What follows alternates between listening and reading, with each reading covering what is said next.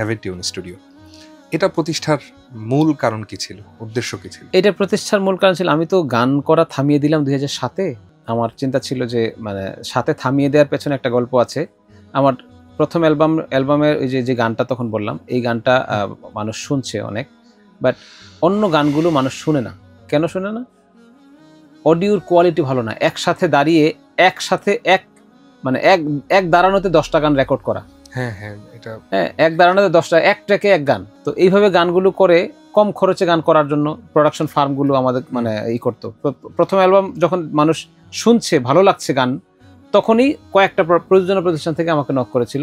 তা আমি 2টার সাথে কথা বলেছি এবং তাদের সাথে আমি রাজি হয়েছি। তারা একটা সম্মানী দিয়ে আমার অ্যালবাম বের করবে। কিন্তু তারা করলো কি, এক একটা গানের পেছনে তাদের ইনভেস্টমেন্ট ছিল খুবই কম, যে জন্য অডিওর কোয়ালিটি খুবই লো, ভিডিওর কোয়ালিটি তারা সেই 9000 10,000 ক্যামেরা ঘাড়ে উঠায়া কোনো রকম ভিডিও করে ছাড়লো।